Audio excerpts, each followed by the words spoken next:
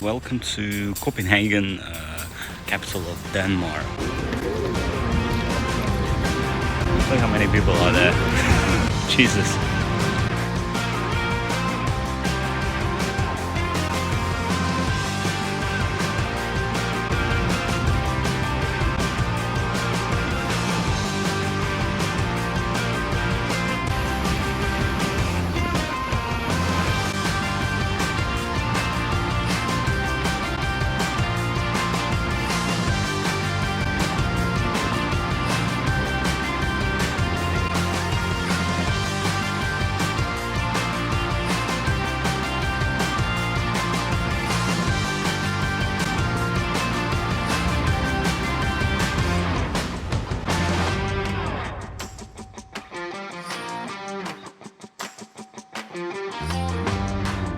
Some fun facts about Denmark and Copenhagen in particular.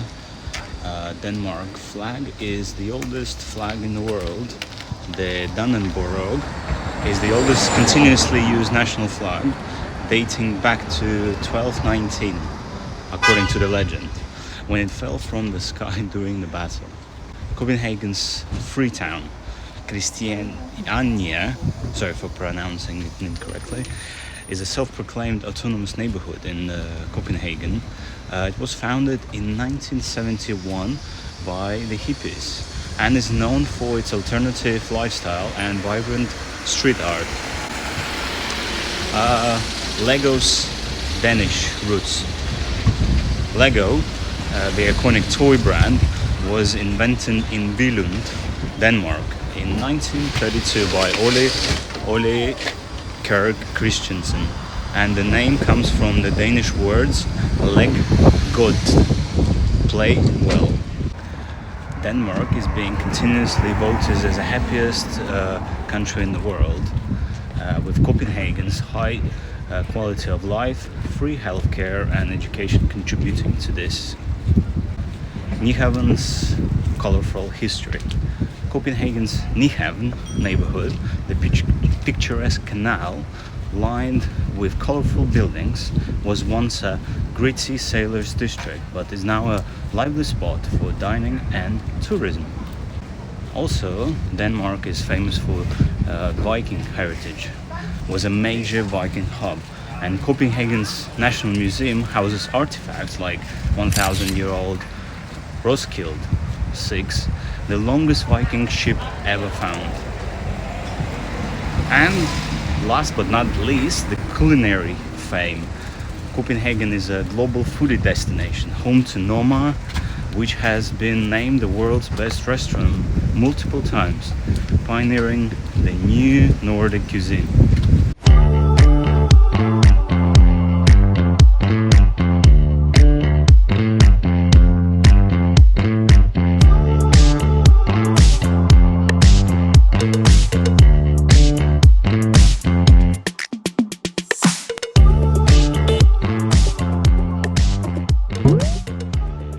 Welcome to Copenhagen, capital of Denmark. A few facts about Denmark. It's a Nordic country in the northern Europe, consists of Jutland Island and 400 islands. The main ones are Zealand.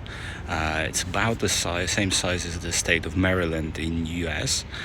Approximate population is about 6 million people. The population is highly urbanized, with a significant portion living in or around Copenhagen, where I am right now.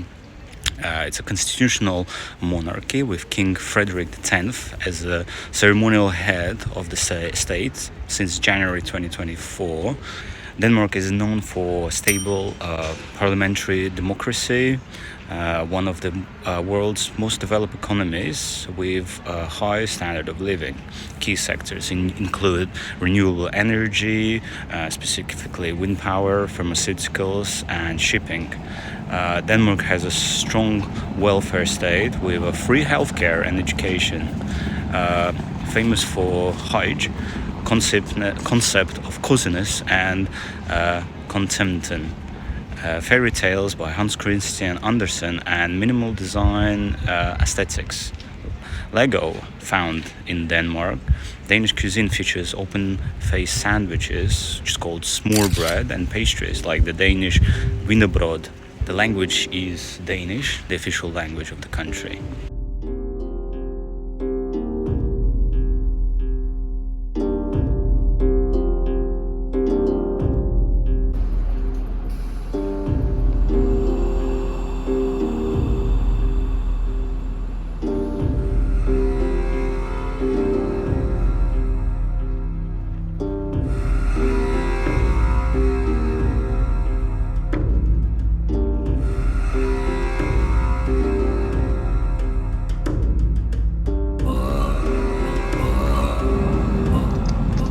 Once a most powerful country or empire in Europe, like late Middle Ages,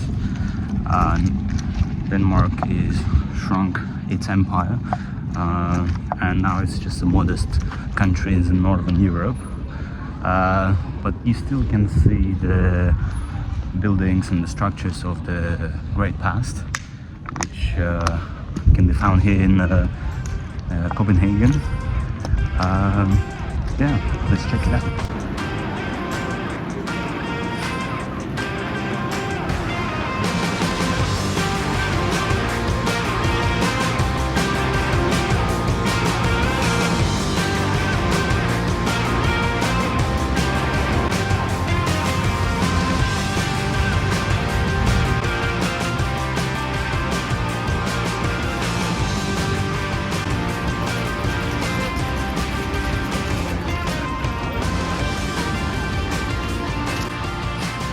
Also, Denmark and Copenhagen in particular is very bike friendly. You can see there's a lot of bikes behind me, and yeah, they cycle here. They advertise the cycling rules on the TV and big screens everywhere in the shopping malls, so people know how to cycle and how to change lanes and such. I wish other countries would take that note and do the same thing to promote safe cycling.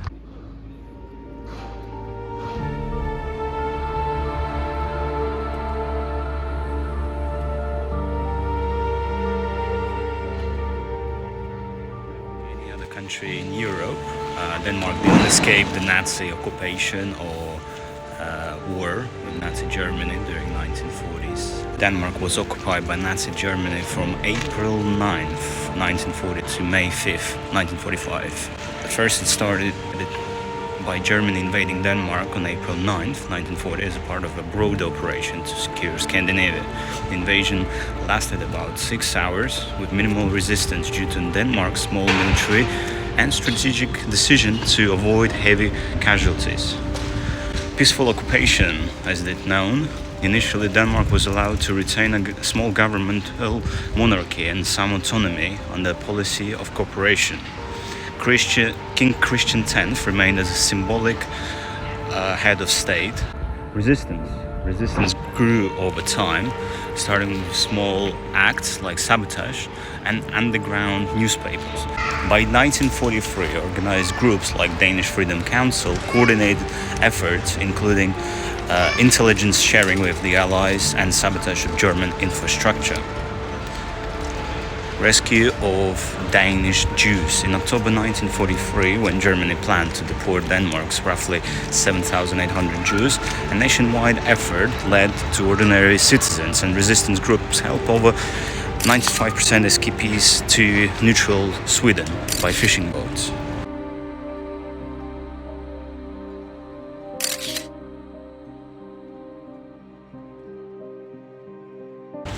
General strike of 1944. In Copenhagen, a major strike in June and July 1944 protested German policies and curfews and deportations. It disrupted German operations and showed growing defiance. During this time, Denmark faced food and fuel shortages due to Germanic requisition and Allied blockades. The black market thrived and rationing was widespread. Schalburg Corps, a pro-Nazi Danish volunteer unit named after a fallen SS officer, was formed to support German war efforts. It was a small and widely despised by the Danish population. Denmark, like rest of the Europe, was liberated on May 5th, 1945 by British forces under Field Marshal Montgomery. Through some areas like Bornholm faced Soviet involvement and lingered German resistance until 1946. Denmark suffered relatively low casualties other than occupied nations, with around 3,000 deaths, including resistance fighters, civilians, and those in concentration camps. After liberation, Denmark prosecuted collaborators, executing 46 and imprisoning thousands. The trials aimed to restore national unity, but were controversial.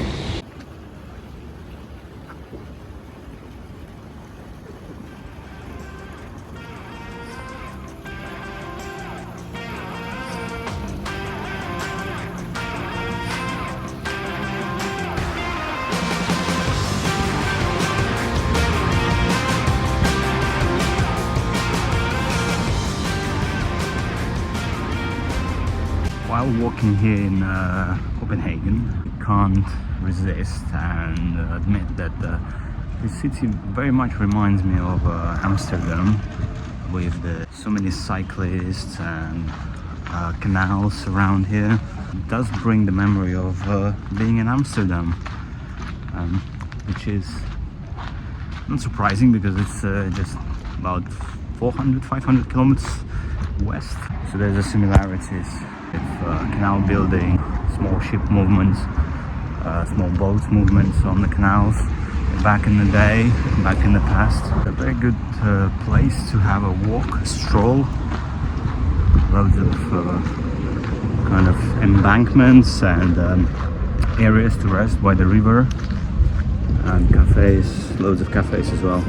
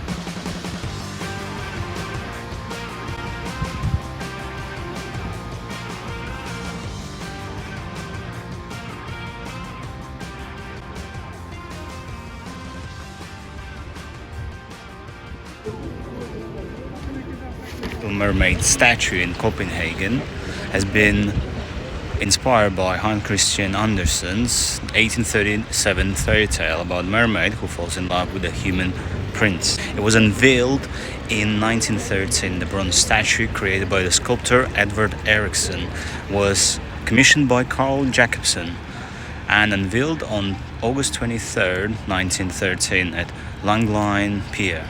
Standing at just 1.25 meters and weighing about 175 kilograms, the statue is surprisingly small, yet one of Denmark's most famous landmarks. Carl Jacobsen's gifted the statue to Copenhagen after being inspired by a ballet performance of The Little Mermaid, wanting to immortalize the story. The statue has been vandalized multiple times, including being beheaded in 1964 and 1998, painted and even toppled into the harbor, but it's always been restored. The statue face was modeled after ballerina Ellen Price, but the body was based on Edvard Eriksson's wife Ellen Price refused to pose nude. Despite its modest size, the statue draws over 1 million visitors annually and has become a global symbol of Copenhagen, often compared to the Statue of Liberty for its cultural significance. There you have it. Look how many people are there. Jesus.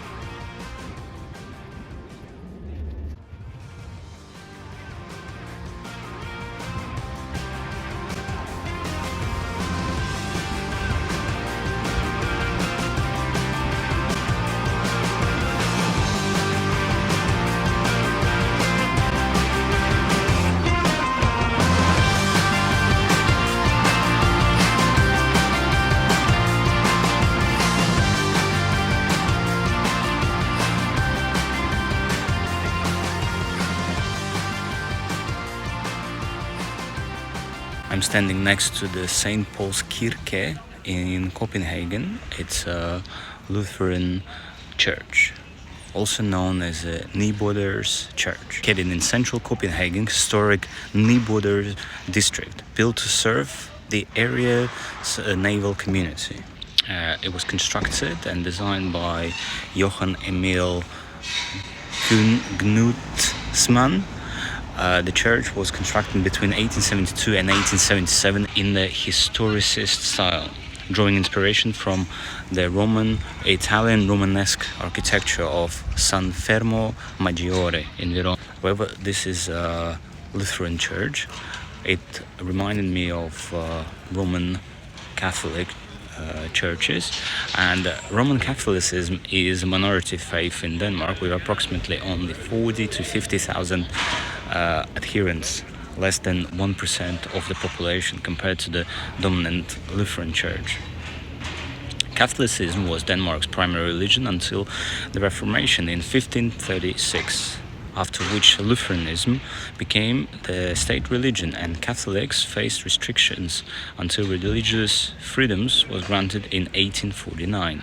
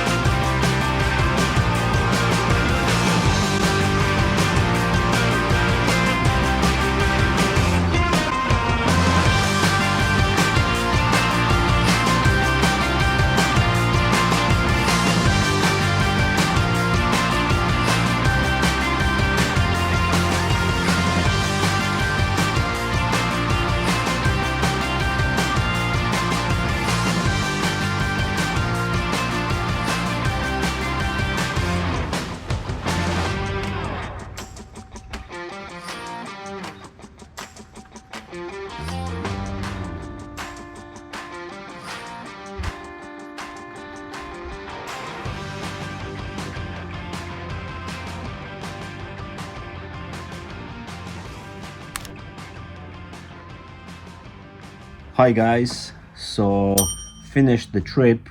I wanted to give my honest opinion about Copenhagen. Start by when you arrive to the Copenhagen, it feels the city is quite small and compact, and so you can just travel by foot anywhere. However, soon realized that it's not true, it's not the case, and ideally you need to rent a bike if it's nice weather, or scooter like electric scooter, or take the public transport. But I didn't do any of that. I just wanted to walk and I just wanted to enjoy the scenery and enjoy the buildings. So it's quite it's not compact, it's actually quite big, relatively speaking. It takes a while to reach some destinations like the Mermaid. It took me a while to get them. So in terms of accessibility, it's really interesting, like traveling with your bike, because it has bike lanes specifically designed, which are a bit on the high level, about 10 centimeters higher than the rest of the the car traffic, and on the same level as the pedestrians, as the walking traffic, as if you want. It doesn't mix with most of the time it doesn't mix with the cars, neither with the pedestrians.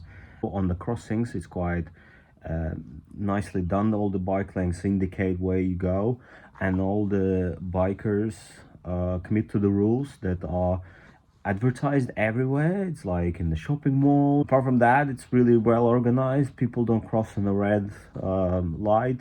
People genuinely happy to let you through on the pedestrian crossings, and in general it feels like a bit of like in Germany, where everyone follows the rules quite stringently. The city itself, I felt like it's a big city actually, and it feels like a capital. uh, for example, it feels more capital than Berlin, or because Berlin is capital quite recently. It's only been capital for 120 years. Before that, I don't believe, I think it wasn't capital of Prussia. I think it was Königsberg, and before that, Berlin was just a insignificant town, or maybe city, yeah, but it wasn't definitely a capital like going 200 years, 300 years ago. In Copenhagen, you definitely feel like it's been a capital for a while, has all the buildings similar to London, similar to Paris, has big old history, and it feels there. However, you have this modern twist where you have the bike lanes and whatnot. So in terms of that, it's really great as well, because you have loads of historical monuments there and loads of different places to visit, like palaces and different sculptures like mermaids and all other stuff. Yeah, so really good city, really good trip. Really enjoyed it. Yeah, so that's my review of Copenhagen. Yeah.